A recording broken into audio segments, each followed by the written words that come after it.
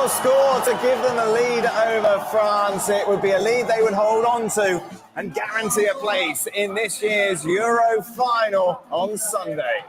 Hello, welcome into ESPN FC. I'm Dan Thomas, joined in the studio today by Craig Burley, Steve McManaman, and Frank Leboeuf. Yeah, and I'm the last to be named because you want to tackle me right now. I don't want to tackle you. I'm just saying that someone has to be last. No, like, I see the scenario coming up. You'd think he would be depressed because the French are out. He's as hyper as he's been this. I know. As Macca said, he's had 2 days off. He's excited to be back on TV. So then Spain are through to the final, defeating France 2-1. Great first half of football this was. Probably the best that we've seen so far in this tournament. Muani would open the scoring. Great header from him to give France the advantage. And then 16-year-old Lamine Yamal would score an absolute beauty from outside of the box to make it 1-1. And then just moments later, great individual skill from Dani Olmo would see Spain get the lead. And the lead, as I say, they would keep until the final whistle. Spain then to the final on Sunday, France out. Jurgen Klinsmann joins us to give us his point of view. We'll be hearing from Jurgen in a moment, but we've got to start with the Frenchman, Frank. Great, this was a really good game, wasn't it? That was a very good game, and for the first time, the French team scored a real goal in the game, and I thought it would be maybe a turning point, and we saw the Spanish struggling after that, but it took only 10 minutes for them to come back and to show that they were the best team, and hat off to them because they did the job, and I think they deserve to win overall. I think France again wasn't accurate offensively. We saw Mbappe at the last 10 minutes or 15 minutes, he had a clear chance and put the ball over the bar high over. I'm disappointed overall. I'm disappointed by the performance because I really thought that after the first goal something's going to click. And it never happened, in fact. It was the timing of that equaliser, wasn't it? That from Lamine Yamal, which I felt obviously kept Spain in the game, just kind of shifted that momentum. Yeah, and I think Spain made France up their game today, didn't they? From what we've seen, they had to.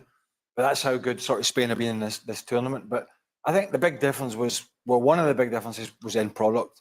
You know, Mbappe, you know, in final third, and then Dembele with his crosses, you know, not getting past the near post or not hitting great crosses.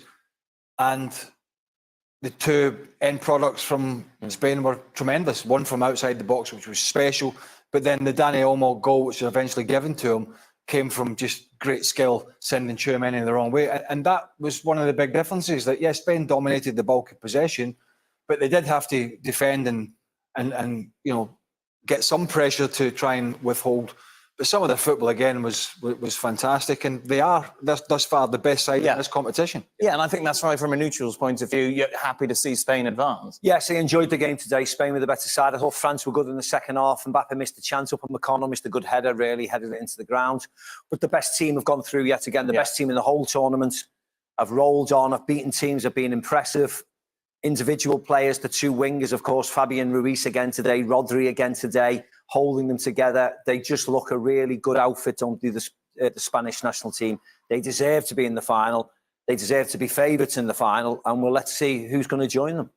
Jurgen, let's talk about Lamine Yamal, 16 years of age. What a strike that was. Oh, my Lord. What a strike that was to open up your account in the European Championship. It's unbelievable. I mean, it was probably the best first half or 45 minutes we've seen of this European Championship. The first half in this game today was fantastic. I mean, France started well. Obviously, it looked like Mbappe is back, you know, does the assist for Muani, and they go up at 1-0, and then this strike comes. And yeah, you just wonder now, you know, how many of those kind of goals will we see in the near future by Lamine Yamal? I mean, what is this kid now doing the next couple of years? But it was an absolute beauty. It was so much fun to watch. Second half, things cooled down a little bit, but unfortunately, France couldn't kind of come back in that game. You could see that little pieces were missing in their game. I mean, the way Theo Hernandez, you know, missed his chance. That those or even Mbappe 5 minutes before the end. You know, usually he places that in the corner. You know, he put it high above the goal. Those are things that you usually don't see especially by Kylian Mbappe. And I think, you know, it's well deserved for a Spanish side that overall so far in this tournament, as you guys said, you know, it's the best team and deserves to be in the final. No doubt about it. it's not just the, we talked about it before the competition started, it's not just the fact that they're great on the ball and they're exciting going forward. It's the fact that their defence, which we all looked at before it started and went, not sure about this, is actually held up pretty well. You know, Navas comes in, does a job for Carvajal. Gets a yellow card early as well. Why did France not just keep stuffing the ball down Mbappe's throat and say, run?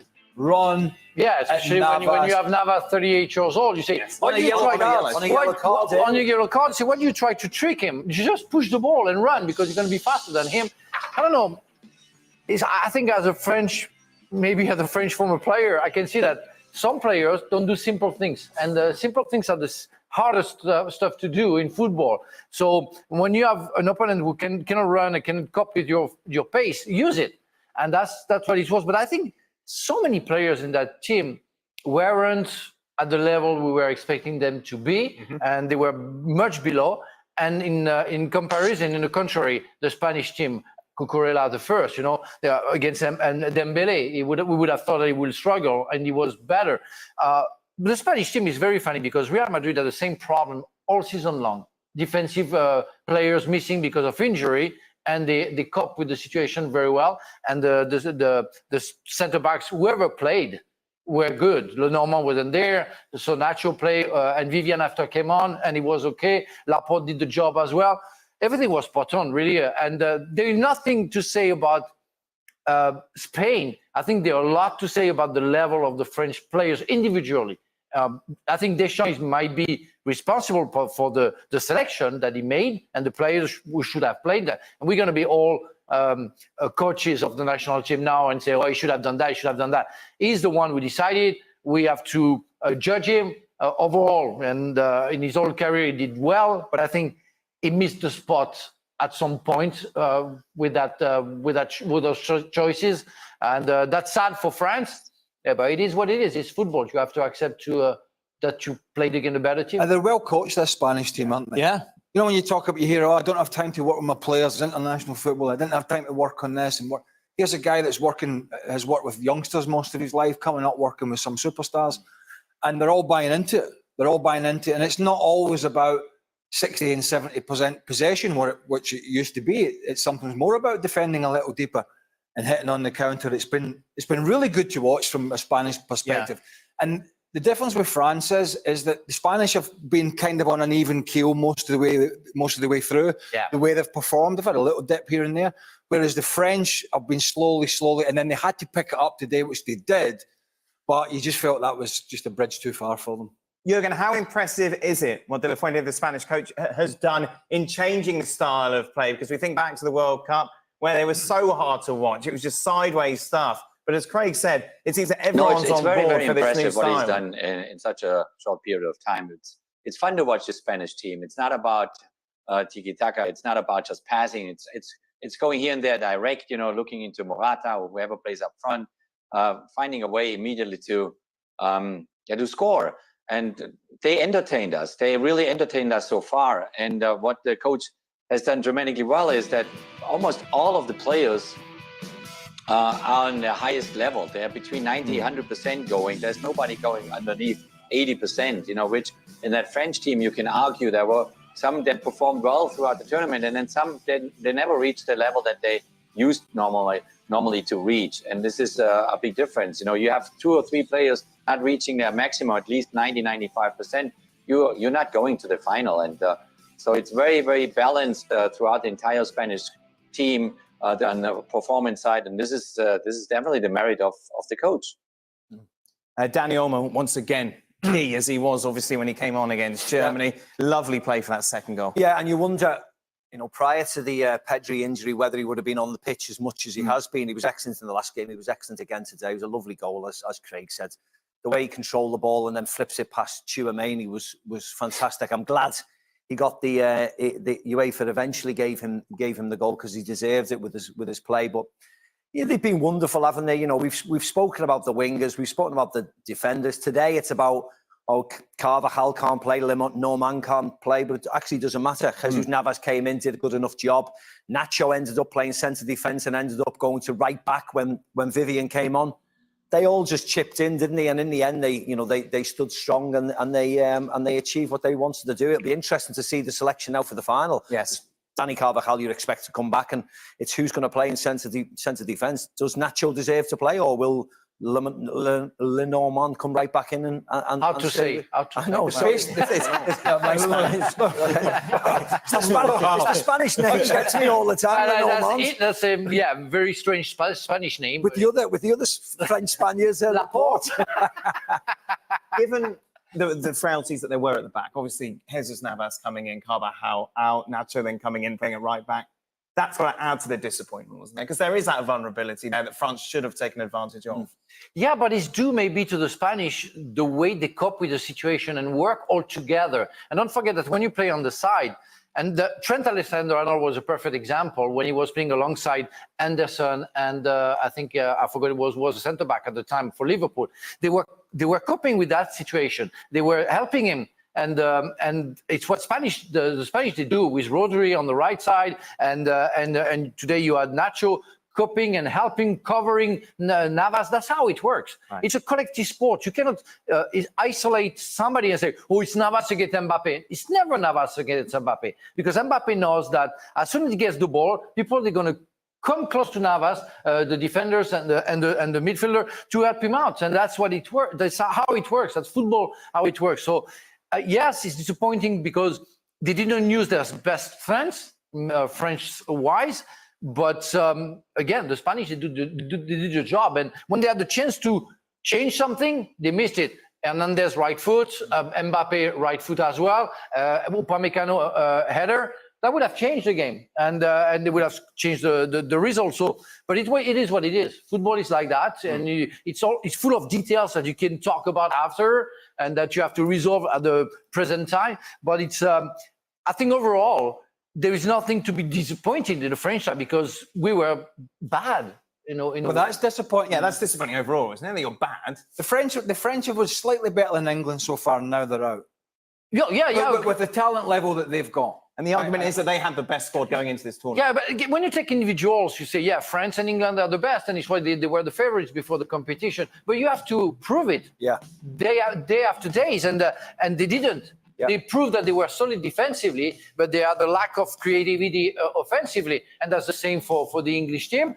And the others, they move forward, they work with their strength and their weaknesses as well. But overall, if you are more connected, you prove that football is played by 11 and even more players, and not big individual who can make the difference. It happened with Messi during the World Cup, where Messi was great, but with alongside all the players working for him. Otherwise, it doesn't work. So when they're beating Deschamps with this big stick, which when is going to happen? When is going to happen? There's plenty of big sticks in France waiting for Deschamps when he goes back. So when they're criticising him, where have the French gone wrong? Team selection, personnel, tactics. Is Mbappe getting a pass because he broke his nose and that's an excuse? Because he didn't have a great tournament, did he? No, he didn't. He tried to play without a mask today. He existed like for 15 minutes. Early on, he was great. Yeah, but after he disappeared. So I don't know what happened. When Argentina don't win, before they win World Cups, Messi gets panned. Yeah. And it's all his fault. And it's nothing about the rest of the players. Generally, which is wrong, but that's how it's been. Yeah.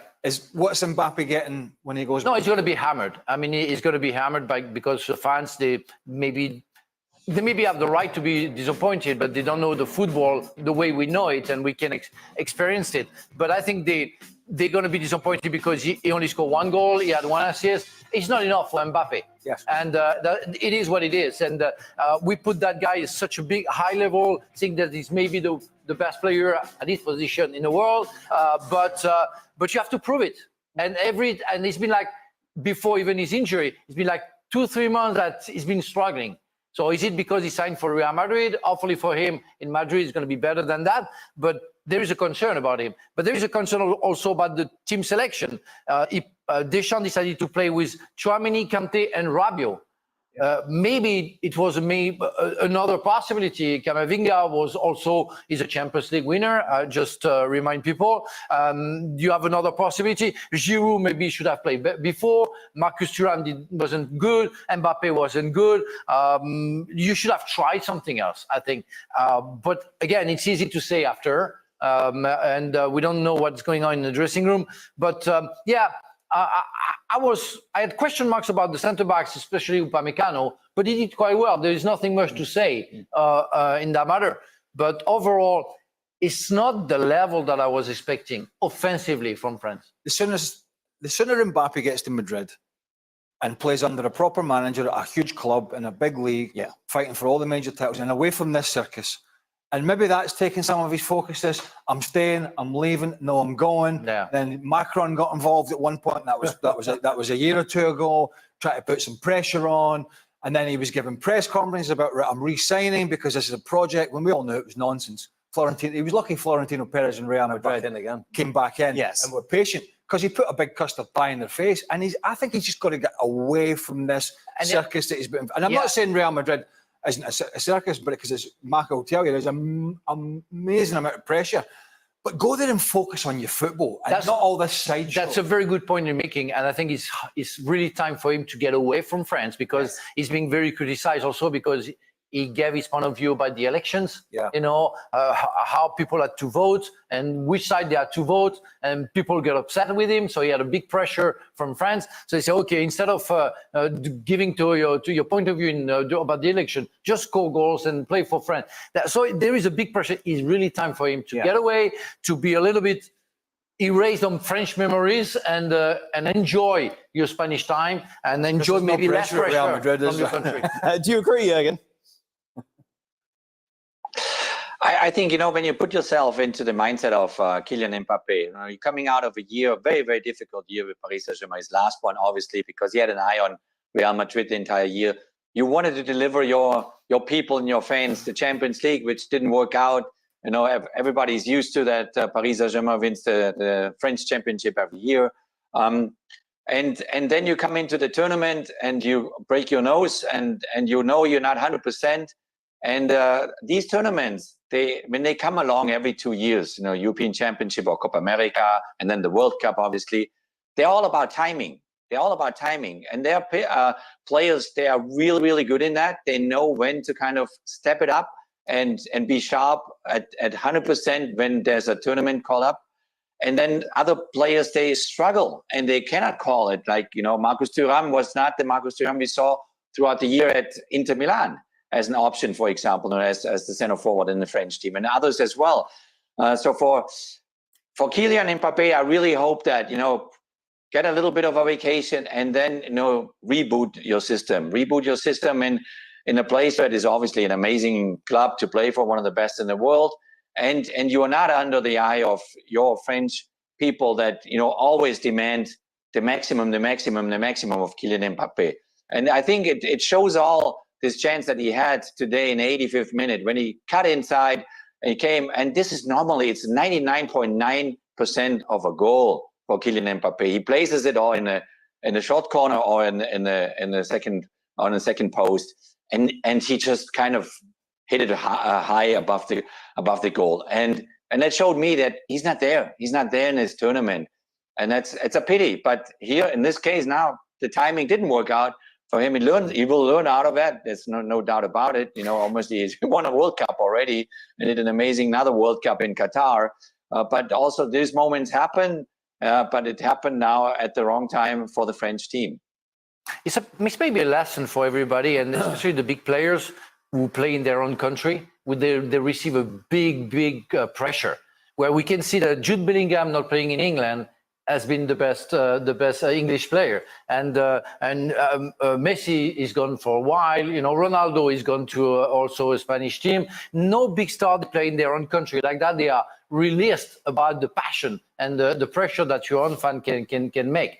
And it's why I think it's really the time, as Jürgen said, for Kylian to go to Spain and reboot, refresh himself, and maybe forget about the French, because we demand a lot, because for a long time after Zizou we didn't have a player like him. So of course all the passion goes for it, and the pressure is high. You mentioned Zizou. He's going to take over now from Deschamps. Deschamps done, do you think? He has a year contract or 2 years contract left, I think, and that would be a question with Mr. Diallo, the president. Do you think his time's up? If you were Mr. Diallo, would you say? I would say, yeah. Thank you very much. It's maybe a time to try something else. Maybe it was also for some players as well. I think about. So you say sack Didier Deschamps? Sack? No. I would never say that because I know that will say something in the social network. No, I think if he wants to stay and the Diallo is happy, why not? But it might be the time, and I think the pressure is going to be big to see Zizou coming on and taking on Didier Deschamps' situation. So I really think that Zizou will be good. I really wish him the best. And if Didier has to go, we have to say thank you, because since 2012 he brought us to many finals and good results. So he did the job. But it's not the fact that they lost in the semi-finals to the best team in the tournament. It's the style of football. That's the problem. I think people have been waiting for that time to come to jump maybe on Deschamps' situation, because everybody was happy with the result, but not with the performances and the style of football. So because they didn't win, they can say, okay, please get rid of that guy because now we want a real football. I don't know what Zizou's going to do if Zizou takes on, but that's going to be a different era. Oh, poor Jules. Imagine how he is. Why? Because he really cares, doesn't he? He cares. It's not like you. Yeah, he cares about Arsenal. He cares about France. He cares about Gabby. He cares a lot. That haircut he had yesterday. Oh my God, what is that? We got to talk about it. Speaking of Jules, you can check out the latest edition of the Gab and Jules podcast to catch up with everything they've been up to, of course, in Germany during this Euros. You can listen to that now. Okay, so we've got the semi-finals, of course, of the Euros kicked off. Tonight, we see the semi-finals of Copa America. Argentina, heavily fancied, of course, as they take on Canada. Let's head to LA as the boys look ahead to that kickoff tonight. Thank you very much, Dan. Yeah, about an hour before the lineups are due for both of these teams, but the reports out of Argentina that Lionel Scaloni is going to go with Di Maria, Messi, and Julian Alvarez, Alejandro, as his front three. What do you think of that? Lautaro Martinez potentially on the bench, despite the fact he scored 4 goals already this tournament.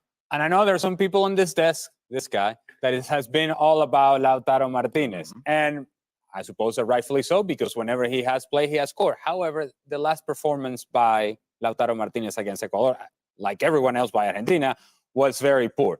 But the key here is that Lionel Messi simply needs Julian Alvarez alongside him to do the dirty work, and to go and harass central defenders, and to go and harass outside backs, and to go and drop into players that come into a playmaking position for Canada. That's the job that Julian Alvarez does so very well around Lionel Messi.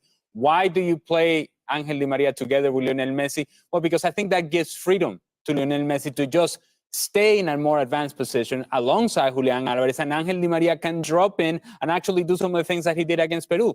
A lot of playmaking, not necessarily stretching the back line, but a lot of playmaking. And if indeed he's willing to run in behind, nobody in Argentina times are running behind better than Angel Di Maria does. And so it gives you flexibility if you're Lionel Scaloni, and it limits the sort of workload for Lionel Messi as well. I think that's why he is leaning in that direction, and as to why it makes sense to have Di Maria, Messi, and Julian Alvarez playing up top. When they met in the opener, Argentina won 2-0. What's your sense of how tonight's game will go? I think it'll be closer. It'll be tighter. I know Ali's mentioned. Well, yeah, but different sensations. That 1-0 could, or excuse me, that 2-0 could have been a 4-1, maybe, if there is true football injustice. This game could be a lot closer. Yes, Argentina has a better sense of who Canada is, and that is dangerous because Canada's not going to really change. Argentina can change. They can beat you in a variety of ways. They can sit back, let you have the ball. They can press you. They can have the ball. I think who is alongside Messi today will be important, even more so because it's Angel Di Maria. And Angel Di Maria has been involved in the biggest of moments over the years when it comes to Argentina picking up trophies. Copa America final, World Cup final, he's been that player for them. But now you have two players who not necessarily do a lot of that dirty work, not necessarily do a lot of that defensive structure, if you will, with Angel Di Maria and Lionel Messi. I think it's that midfield for Argentina is very important. Enzo Fernandez, is a McAllister, will it be a Lo Celso in there, a little bit more stability, Paredes? Whoever that midfield trio is really has to be the motor of this team tonight, because if they're not, if Canada can't bypass this team, If they can make this into a track meet, if they can hurt them early, this is going to be a difficult match for both, but you can certainly put a scare into Argentina. That said, the one who is obligated to get a result here, the one who is obligated to change, so to speak, to put on a show is Argentina. Canada's playing with house money. You said Canada had a puncher's chance on last night's showcase. You give them anything more than a puncher's chance? No. I think it's all down to Argentina. The only way they have a chance if Argentina gives them a chance. I think what Jesse needs to do is be really, really pragmatic. And we know in a lot of his teams, they like to press, they like to, kind of be on the front foot, but I don't think you can do that here. I think you need to stay very compact and pick and choose those opportunities to disrupt and then hit quickly on the counter. I don't think you can just go, let's press, because you just talked about the ability to run in behind.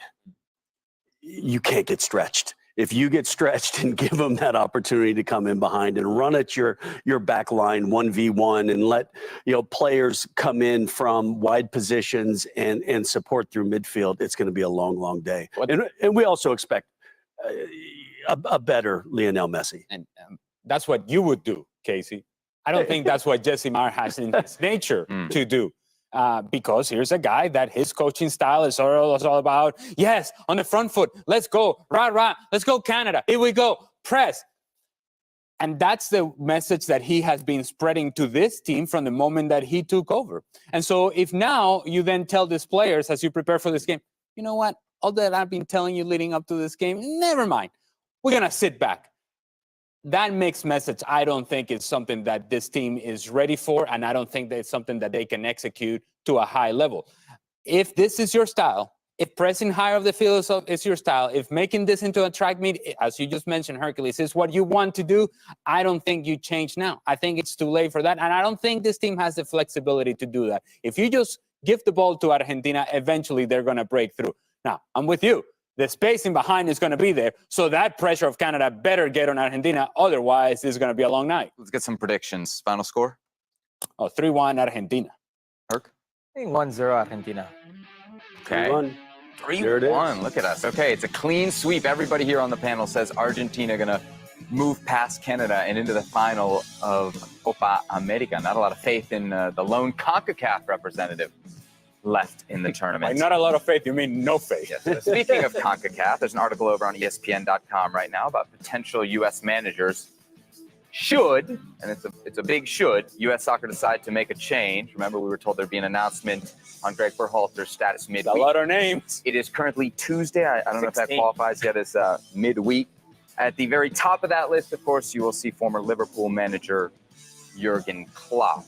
All right, for more on this, let's welcome back into the show Jurgen Klinsmann, who, of course, was in charge of the U.S. men's national team from 2011 through 2016. Jurgen, you, of course, know the U.S. team well. You know the U.S. job well. You know Jurgen Klopp well.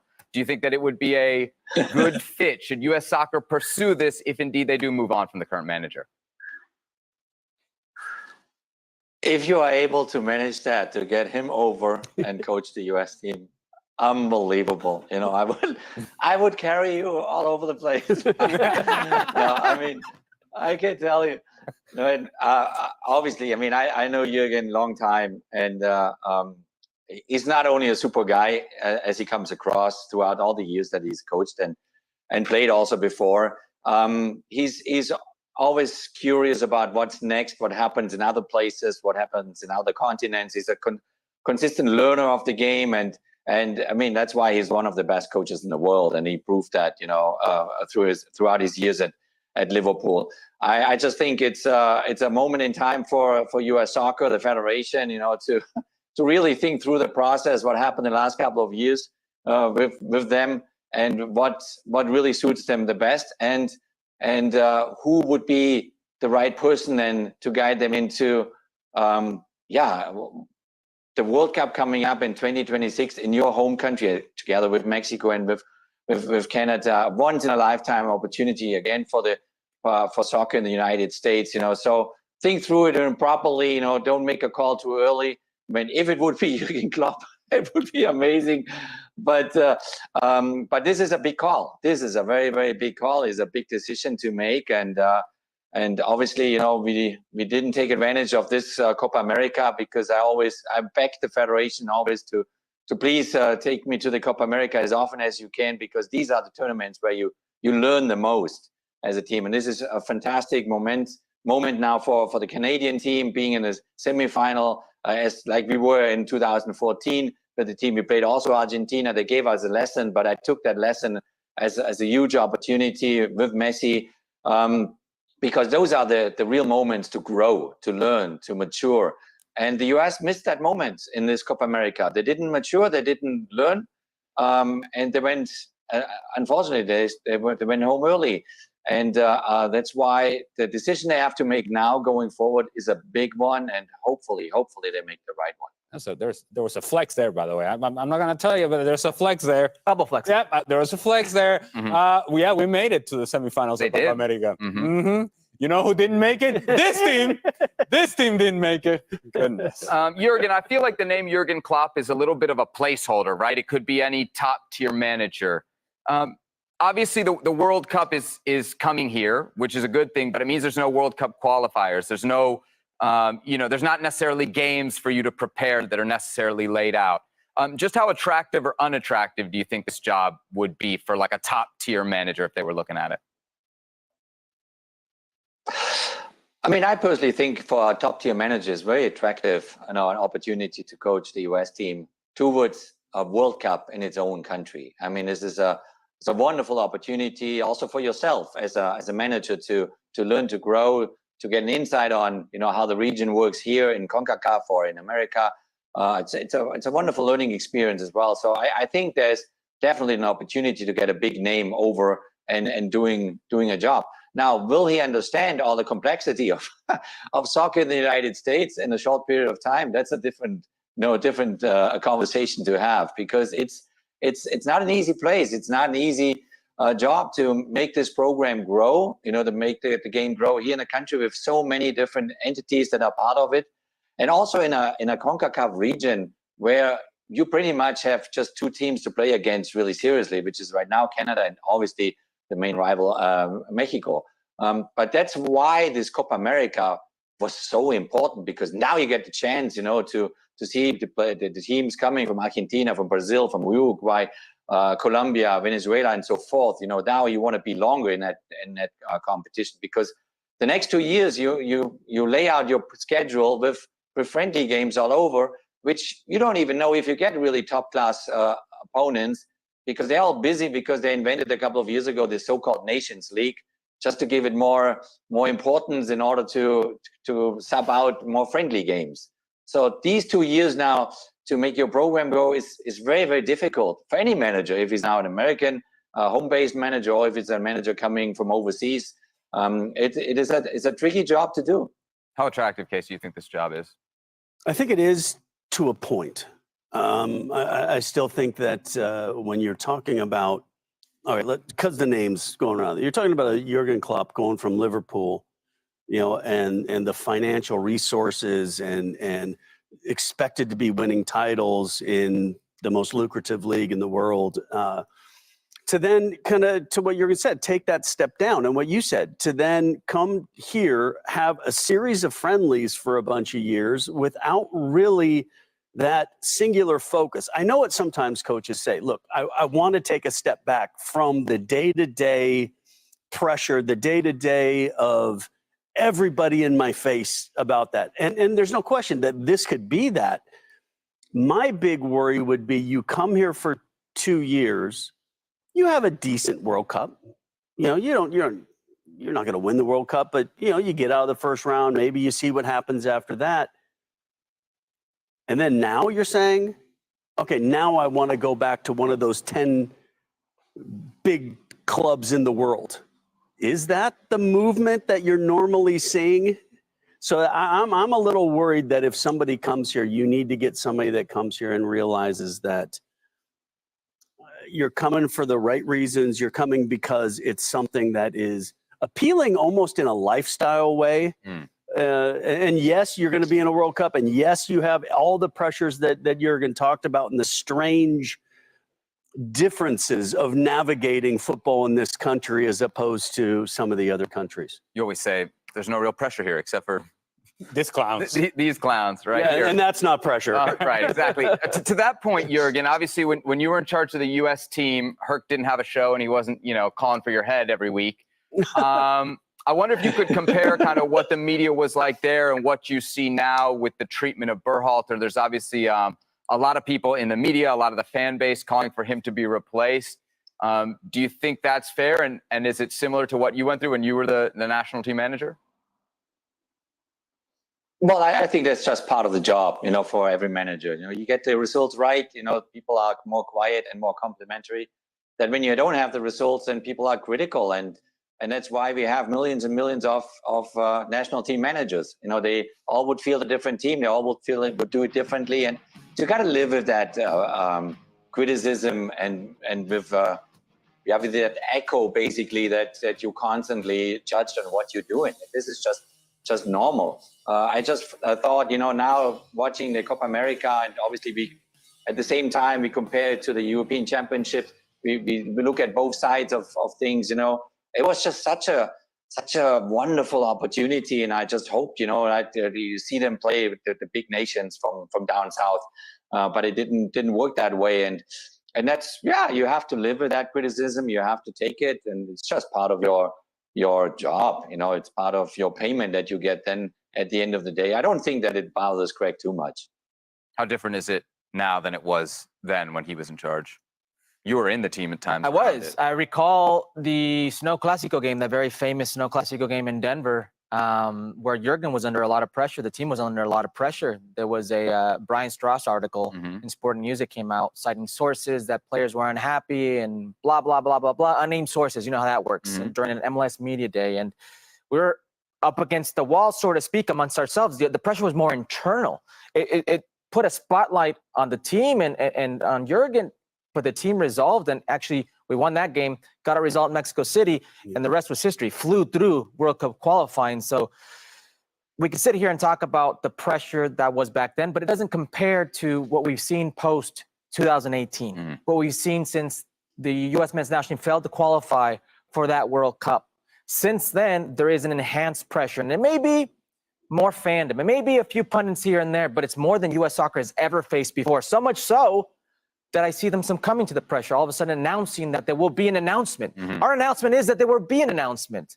So there is pressure now more than ever before. But certainly, if we compare it to other countries, whether it be a Mexico or an England or a Spain, it falls very short of that. Very short. Again, the announcement was supposed to come midweek. I don't know where Tuesday exactly falls in the definition of midweek, but it at least feels like we're getting close. We'll be talking about that on the next. Been very anxious about this, Seth. We're excited. Hey, we're here for look content. at us. Look at us. We'll be back tonight, immediately following. Look, Seb's back in the middle. Yeah. He definitely called his agent. I had He to called his complain, agent. buddy. He was like, put me back in the Person middle. in charge of Photoshop. So it should be around 7 p.m. on the West Coast, 10 p.m. Eastern, after Argentina and Canada wraps up out there in New Jersey. Guys, back to you. Great shirt, Dan. Yes. Thank you bravo. very much, guys. Thank you very much. Much appreciated. Be sure to join them tonight at the end of that first semi-final. Let's focus now on the second semi-final in the Euros. Of course, England in action again. We have to boo everything. England are, of course, favourites to advance the final to get past the Dutch. Here is Gareth Southgate. Here it is. One of the strengths of us over the last 7-8 years has been less fear, less inhibition. But I think at the beginning of the tournament, the expectation weighed quite heavily. And of course, the external noise was louder than it's ever been. So I felt we couldn't quite get ourselves in the right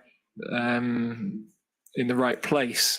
And in the end, what was impressive was that the players ground it out. They ground results out and found ways to win. I felt that shifted once we'd got into the knockout stage, and definitely in the quarterfinal. I thought you saw a better version of us with the ball, freer. I'm not sure any of the messaging changed, but I just felt the group changed, and you're now into that moment in the tournament where it's what's possible, what's achievable, rather than what might go wrong. Oh my God. Oh, well, you know. we didn't see Nothing's changed, Gareth. It's the same from the start. Jude Bellingham and Leave him Bukayo. alone. Ask a question and leave us. How many semi-finals did they get to before Southgate? I asked that question. Come on. One. What, he should be up there. Bellingham and Saka built me out big time because he was going to get an absolute shellacking. The media were just waiting on him, but I'm not expecting too much different tomorrow. Look, England are in the semi-final. They're the favourites, as you mentioned there, and I think rightly so. Is this finally the game where the firework gets up the backside and they start playing some football? Or are they going to allow the Dutch to pressure them? And the Dutch have got a bit of pace about them, particularly in the wide areas. And of course, Cody Gakpo's in great form. What would you want to see them changing? I mean, we saw France trying to improve, but it didn't last long. I mean, you have habits, and England, they're not going to change. I mean, you're waiting for a miracle. Suddenly, everybody spots on, the chemistry goes on, and they play perfect football. We never seen that in football. You start the tournament, if you start bad, it's like an action. When you start badly the action, normally you don't finish it, and that's what it is. And I think they're not there.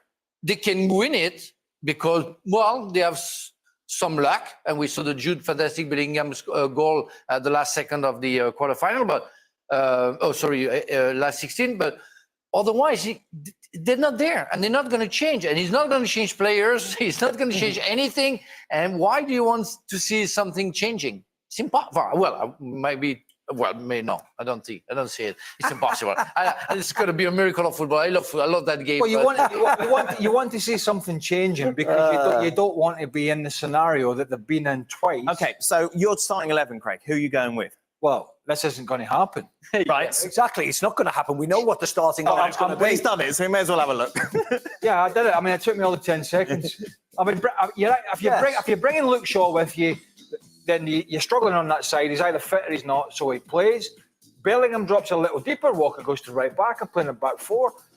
Palmer plays in the number 10 role. Anthony Gordon, with his pace, hasn't had much of a chance. All right, you could put Eze out there. And Ivan Toney up front. Now, none of that's going to happen because Phil Foden, who's had a poor tournament thus far, will play. Harry Kane, who's had a poor tournament thus far, will play. Right, yeah. So we know all those things. What we don't know at the moment, well, certainly I don't, is what he'll do with that back line. I heard you boys talking about it yesterday. Oh, yeah. Back three, back four, back five, Trippier on the left, which, I mean, I don't think Kieran Trippier is going to play. No. I think that's one of them. It's just how fit and how much trust he has in Luke Shaw. Luke Shaw did the press conferences yesterday, said he was fine. I think he'll come into the team. I think Gay will come into the team, but I think they'll all come into the team in a defensive area. So we'll play five at the back with Shaw and Gay. Right. And then the rest will just pick itself, like it has done. Nainu, Rice, Bellingham. If Luke Shaw is not ready, he's going to play against Xavi Simons. Doesn't matter. He's going to struggle. It doesn't matter. They're the players. When push comes to shove, he reverts back to type, and it'll be a defensive lineup. He feels that he played better the other day, Gareth, in his press conferences there. Does he really think that? Well, he does. So he will play. He will play in a five. Listen, I don't agree with his team selection. I want them to be more progressive. I want them to be more positive going forward. Exactly like Craig, exactly like you, Frank. But that's how they've limped their way to where they are at this moment in time. And I think that's how they will start tomorrow. And if they go behind, then the changes will happen again. It's Groundhog Day. We've had this conversation 100 times before, unfortunately. I don't think it's going to change in one of the biggest games of his managerial career. It could be worse, obviously. We could be Germany and out. We are still in this. Well, you could be booing Cucurella. Get over it. So why did Let me ask you again a question. Yes. Why did boot Cucurella? No, we're not talking about booing Cucurella. Jurgen, are we being too negative about Southgate in England?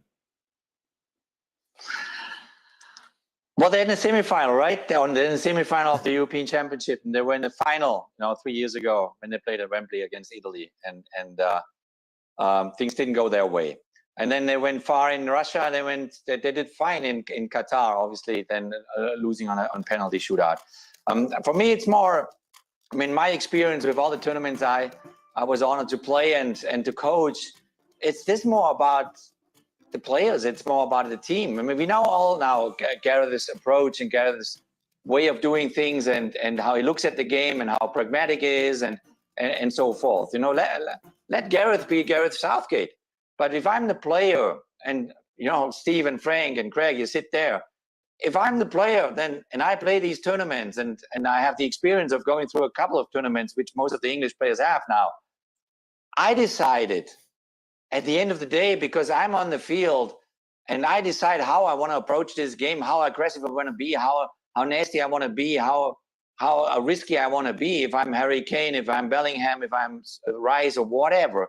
So how badly do these English players now want to win this European Championship? This is the question.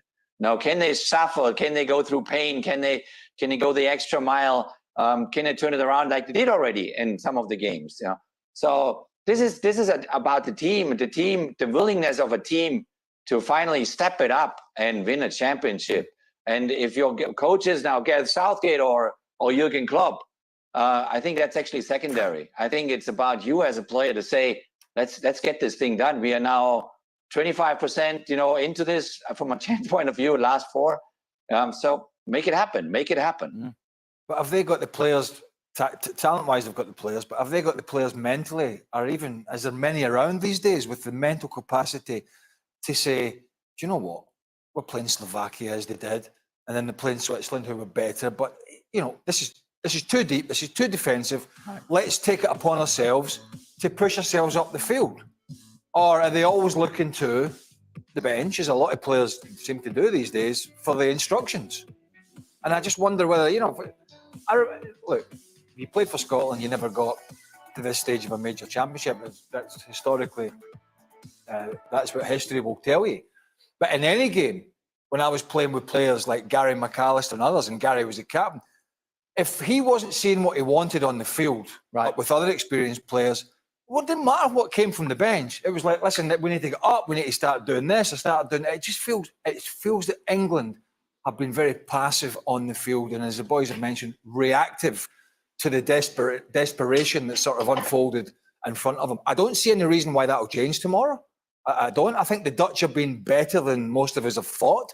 Don't think they're great, but they've been better than we thought coming into the tournament. So they will be a threat to this England side. But again, England are holding the cards here. It is down to what they do, I think, more than what Holland do. Yeah, I just don't want them to go out to tomorrow playing the way they've played. It's a bit like France, with all respect to France. They struggled throughout the tournament and now they've gone out. Yes. And it's a bit like, we were expecting it. As soon as Throw a punch at least. Yes. As soon as they met somebody good, they lost.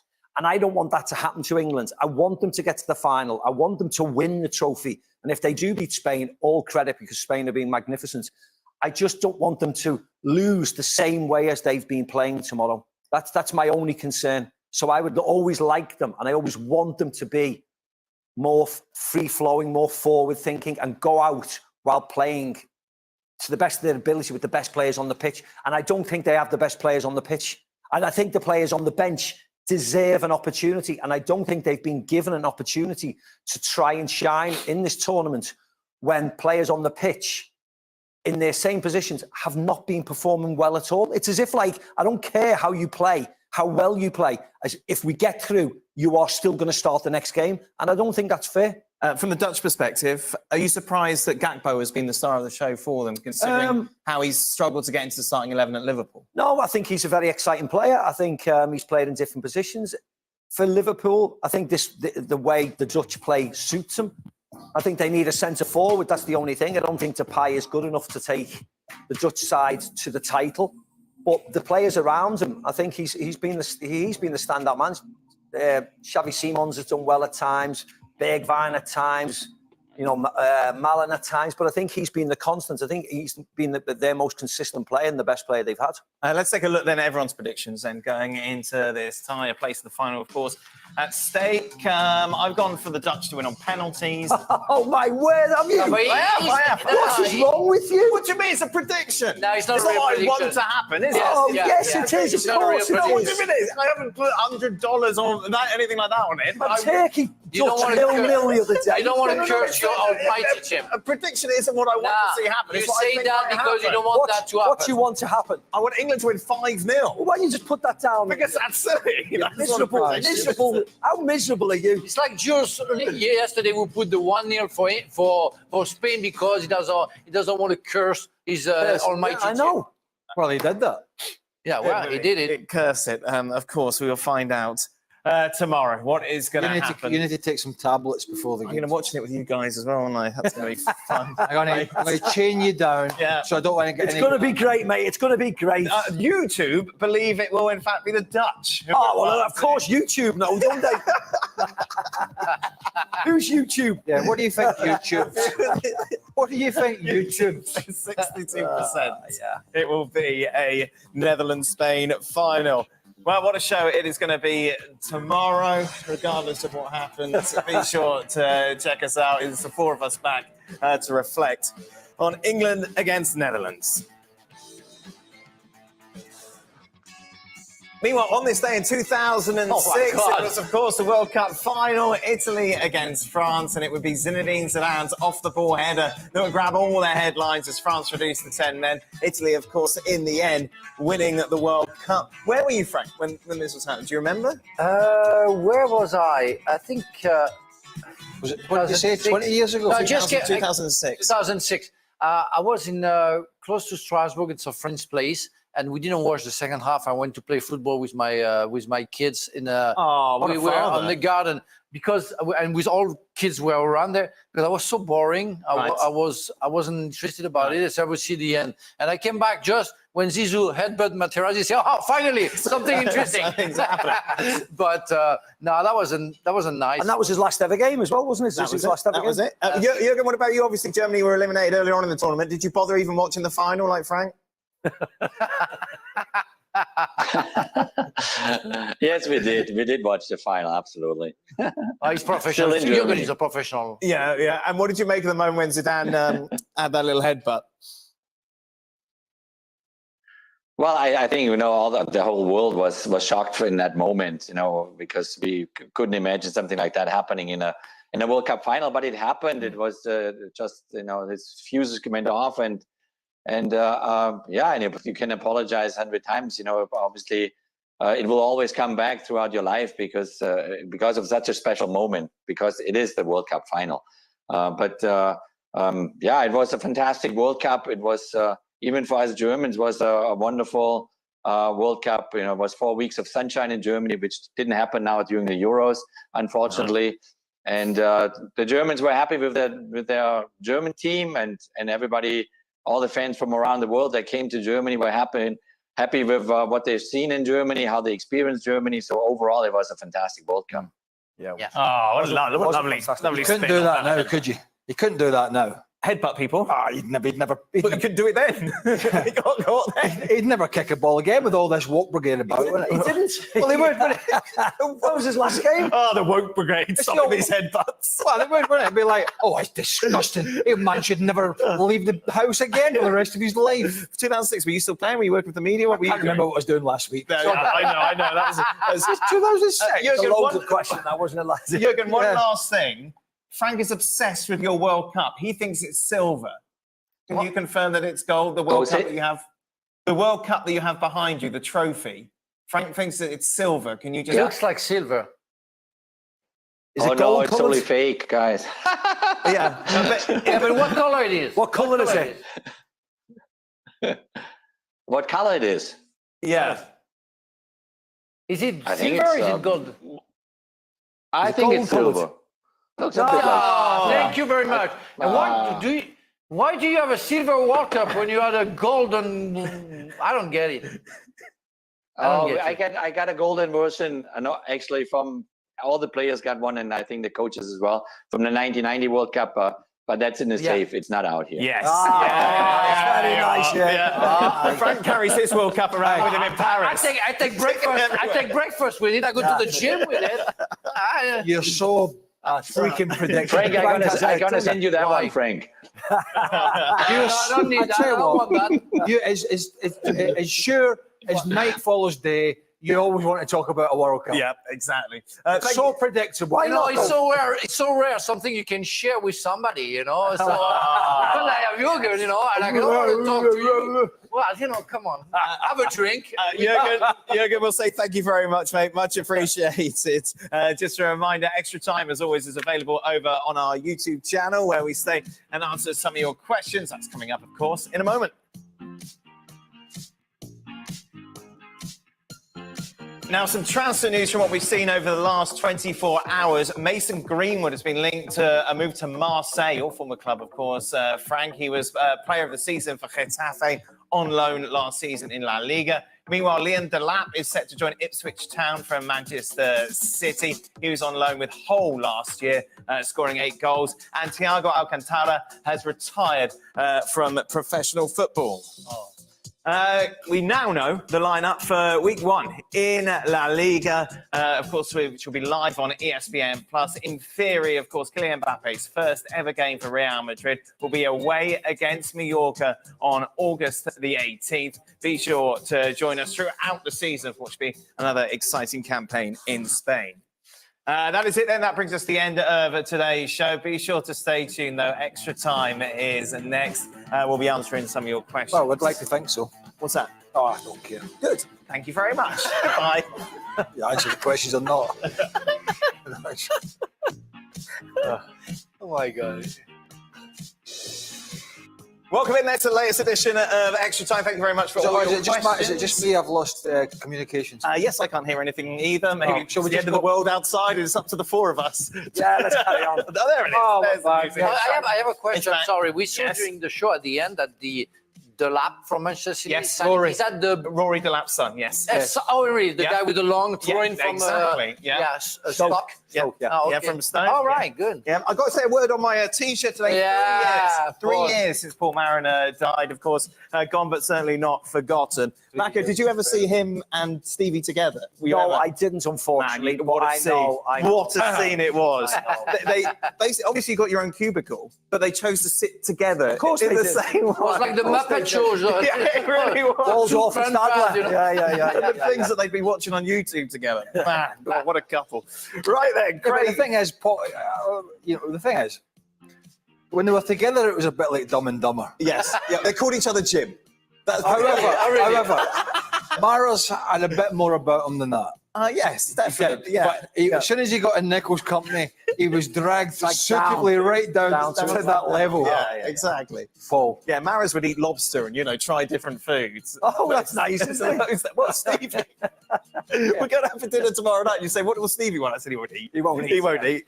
We have to tell our viewers that tomorrow, after what it might be the English defeat, Right. we had a lovely celebration with Craig and Stevie at a restaurant all together. Right. And I think you're going to suffer. You got, What if we win and we're celebrating? Yeah, celebrations. it's unlikely. Just because you're bitter. That Schadenfreude will get you. Oh, yeah, okay. Craig, since Scotland beat the Spanish side at Hampden, if Spain wins, does that make Scotland the second best team in Europe? It's a bit like Scotland beating England at Wembley back in the day. Yeah, 1967. That made them world champions. Yeah. I keep saying that, well, not that, but I keep saying how a lot of people talking about how Georgia had such a entertaining tournament, and yet they were in the Scottish group. Right. I think they got battered. They eventually made it through because of the Nations League. Yes. And yet they had this wonderful tournament by their standards. And I'm like, guys, qualification is qualification. Yeah. You know what I mean? At the end of the day, it's what you do when you get there. And I don't think a lot of They're good fans, great fans. I kept hearing that. Well, actually, there's a guy that I play golf with said one of the guys I play golf with was in Germany for one of the Scottish games, and he said there must have been, I don't know if he's exaggerating, but 100,000 or so in that city, and only 2,000 of them had tickets for the game. Yeah, any excuse to get out of Scotland, isn't it, really? You can understand that. Yeah, no, keep it. You know, it's big mouth right now. Keep it for tomorrow evening. For Frank, we talked about this on the show, end of Deschamps, time to get Zizou in. You said you would sack Deschamps if you're in charge. I never said that, of course, guys, don't listen to that guy. No, I think Deschamps has to be thankful for what he did. But it's true that it might be the time to change something, and Zizou is there. I think really there. So you say it's time to change? It's time. No, I don't say it's time to change. It's time for Mr. Diallo to make a decision and maybe change from an era to another one. So what would you do if you were him? If I was with Deschamps, if I was Diallo? I will discuss with Didier to know what he wants because he has 2 years left. What's he going to say that's going to persuade you to? I don't know. Maybe Deschamps doesn't want to carry on. Maybe he wants to get a club as well. So it's possible as well that he has another option. I know where you want to go. You know, I'm not going anywhere. I'm just asking. I know in your right that you want me to be in trouble. No, I'm not. I'm just Deschamps should go and Zizou should take over. You know, that's what we're clipping up. Yeah, well done. It's why I tried to not breathe between the two. The keeper on the phone. Yeah. What were you doing when you were 16, Macca? Probably travelling with Liverpool's first team. Right, okay. Yeah. So they kind of played you in a little bit. They gave you... Yes, I travelled with the first team a lot for a year or so. Any stories you'd like to share from that? As a good boy? From Liverpool's first team. You are absolutely joking, are you? You're travelling as a good boy? Or? Yeah, but like I was 14th, 15th man, so I was always travelling with the team. Oh, that's great. You know, without actually getting on the substitutes bench because at that time, there was 1 substitution, 2 substitutions, not like 700 substitutions they have now, and but they were just making sure I knew the situation, what was happening with the team. You were already tall like that, and same. Yeah. Oh, wow. Must be pretty scary though, Mike. Yes, it was. Yeah, you got the dog. But still, all you were doing was learning off the likes of Steve Nicol and everybody else because they were a very good example. But they were the best around at that time. Yeah, of course. They were winning league after league after league, and then how old were you when you made your debut? And I was 18 when I made my debut. Right. Because the babies, 14, 15, for me, it's hard. It's teenagers. Yeah. You're not really ready to cope with all the pressure that we have. And I mean, congratulations to you and Pele and Lamine Yamal, because what they do, you not put you in the same. No, exactly. But what this guy's doing is exceptional. It's incredible. For me, it's incredible. Playing for your national team is amazing, isn't it? Young people at 16 are not ready for that. No, you have to be exceptional to be ready for that. For me, it's crazy. It's the media training. It's the media. Don said it was his media training. But that's what I did like, is that he scored. I'm thrilled that he has broken the records because he's played a lot of times, hasn't he, for this national team. Mm-hmm. But the fact that he has scored on this stage and his name will sit for a long, long time, you'd expect. And what a goal as a 16-year-old to break that record is amazing. Yeah. And his name should be held up in lights for everybody. It looks as if he's got no worries, doesn't he? No, completely. Yeah, you were 16 when you left home to go to Chelsea. One thing I was worried about was acne. Right. As most kids probably remember. Me, it was already my hair at that time. 16, I was starting losing my hair at 16. There's no. I got 20. I was 20. Okay. But I look back, and you think about even the guys that I played with in the youth team at Chelsea. Yeah. They all went on. A lot of them, Cundy, Lee, Newton, Sinclair, Duberry, Nathan Blake. It was a big list of guys that all went on to play, and not one of them, myself included, but certainly myself, not one of them could even get near our first team at 16. Never mind Barcelona national team. Yeah. It's just incredible. He's streets ahead, isn't he? Yes. Frank, on a scale of 1 to 100, how frustrating can Dembele be? 100%. I mean, that's what we feel. Because of the talent that he has, it's only frustration who can come out of it. And it's what I felt during the whole tournament. And every time I watched Dembele, again, I nicknamed him, what a pity. Right. You are very excited every time he touches the ball because the control is good, because the pace is good. You say he's going to do something special. I say, oh, what a pity. Him, Leroy Sané, for example. I had another one I forgot. All those players that you get excited, and you will never want to see the end of them because they are exciting, but at the end, you don't see much. And that's frustrating. So 100%. To Macca, I've never seen a youngster burst into an international scene the way Lamine Yamal did. Michael Owen comes to mind in France '98. My question is it easy to just play football and not care about anything else? So is that a kind of naivety of youth?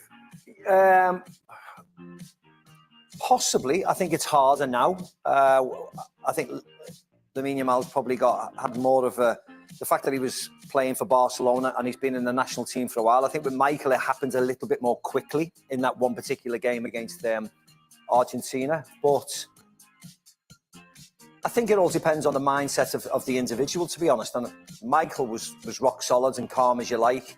And this gentleman, or this young kid, this young kid, I think is exactly the same. Nothing seems to faze him. He's got the right type of people around him at Barcelona, and he's got the right type of people around him for the national team. And you just hope that continues. You hope he doesn't get injuries. You hope that they're very careful with him. You don't want to see another Pedri situation or another Gavi situation where they play and play and play and get injured. But now, when you look at this Barcelona team, they're starting to get the remnants of a nice little squad, aren't they? You know, when Gavi's back, when Pedri's back, when he's there. You know, they're talking about Juan Laporta saying they can afford Nico Williams. They can do the numbers. You know, they got Kubasi there. They're slowly but surely starting to get the youngsters in, getting them old and getting them playing in the first team. But I think, you know, the mentality of these young kids must be rock solid, because the rubbish they must read, the rubbish that they must get approached upon, the agents around them circling, offering them this and that and this and that. You have to be very, very secure now in what you do. And I hope that his parents are strong. I hope that everybody around him is strong and he gets pointed in the right direction, because he's going to have a lot of vultures around him now. Go to school? Yes, he's just graduated. Yeah. Yeah, he just had his final exam. But the vultures will circle, because the money on offer now, as you can imagine, not just with Barcelona, but with sponsors, with commercial deals, is going to be phenomenal. How's he managed that, though? Sorry, Frank. How's he managed the whole, say, 12-month to 18-month period? What do you footballers do? Like 2 hours training, and you got the rest of but school. No, but they manage the situation. They have to be, because some. I know we all look dumb, but some of us have been to school. All right, some of us a bit longer than others. Yes, but school normally lasts from sort of 9 in the morning, or give or take, till 3. And training is somewhere. Football training is somewhere in between. I think you have a tutor. I think he's so. Yeah, they've definitely managed. He won't be in school from a 9 to 9. No, he's 17 on Saturday. Exactly. Michael Owen was 18. At that World Cup, which seems decidedly old by then. That was it. Do you think more as you get older, and do you resent? Well, just look at him. Of course, he doesn't think more as he gets older. Do you know what I mean? Because we talk about just going out and playing for fun, but obviously as you get older, you think about things, or maybe you don't. Maybe. No, I think you don't really think through, you know, and you don't realize, in fact, what you do when you are 16, 17, you're happy to play and you go for it. Right. And maybe you don't really realize the amount of pressure you should maybe feel at your age, when you feel it maybe when you're 30, because you have the urgency of doing, or the emergency of doing something maybe for the last time. So you want to be good. You realize as a grown up, what you are standing for, and maybe they just play with being innocent, and that's absolutely great. But I want to remind you that nowadays, and we see that lots of time now, more times than before, that those players, they're really prepared even at a young age. They know how it works. They're not scared of that. I've always been impressed by Pele at 17 winning the World Cup, playing with Didi, Vava, Garrincha. Those guys was a number 10, as a real number 10 at this age, scoring goals, saving Brazil in a way where he wasn't prepared, that physically, psychologically, you had nothing. For me, that was a fit. I'm an admirer of Lamine Yamal, like I was of Kylian Mbappe when he started in Monaco. But I think they're more prepared for that. Right. Because of the academy, because of the people around them, already the agent. The support. Yeah, well, when Kylian Mbappe became a professional, he was 9 years old, almost. Right. He knew that he would be doing that. That good, yeah. He was prepared for that. He's still fit, he's still extraordinary, fantastic, sorry. But I really think that is not as exceptional as I presume if he wins it, he will be the youngest to win it, will he? I presume. And the main thing is the fact that he's been not just in the squad, you know, as an outsider to a certain extent. He has played every game and been one of the stars of the show. Yeah, I think that's the most, You know, you've seen R9, Ronaldo on 84 bench winning the World Cup, but he very rarely plays. He had Romario, etc. up front. But this guy is the standout player for that must be very team. funny to see them Why don't you two talk about this over dinner tonight? Yeah, to see him outside. Because we're going to be looking into each other's eyes. Yeah, we're going to. So let's get to the real crux of the matter tonight. What is that? Is it Mr. and Mrs. Leboeuf or Mr. and Mrs. McManaman tonight? No, it's only a tête-à-tête. Or is it McLeboeuf? They can't spell either, so we're fine, actually. But it must be very interesting to see Lamine Yamal having a discussion with one of his teammates. I'm thinking about Nacho. Right. Could be his father. Yeah. So that's, I remember being with Jesus Thierry Navas obviously is younger than his Yeah, exactly. He's older than his father. I was with Thierry Henry. I was 30 and he was 20. It was already a big gap, but it was still okay. Now you have like 15. You have a football career. 38 and 16, and that's played today. That's the same size. Crazy. Craig, do you think we could see Mbappe fall off like Hazard did at Real Madrid? No It's a chance. different scenario. Isn't it? Yeah. No chance. He did have I don't want to go over the Hazard thing, but he did have a few injury problems, but he mailed it in. Yeah. He had his big chance to go. Maka knows more about it than any of us, to go and play at that club and just revel in it, and came back fat and overweight in the first pre-season, picked up more injuries. That was it. That was it. Mbappe, no.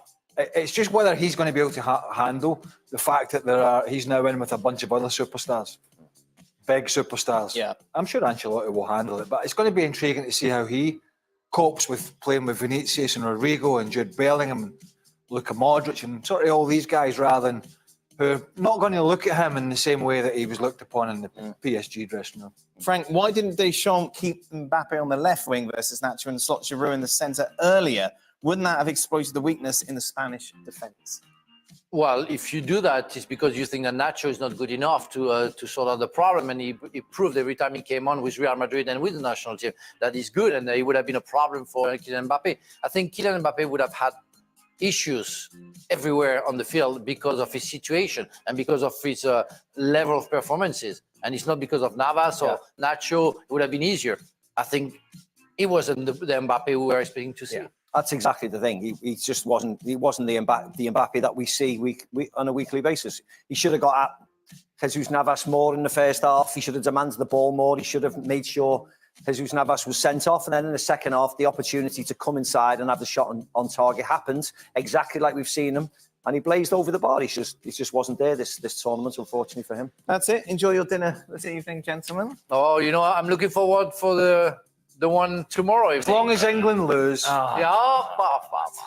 Anti-English. I don't mind how. Would be very happy. That is it. That brings us to the end of today's show. And of course, we'll be back to you tomorrow live at 5 Eastern on ESPN Plus to reflect on England against the Netherlands. To reflect on England losing. Yeah, that's the word. The word.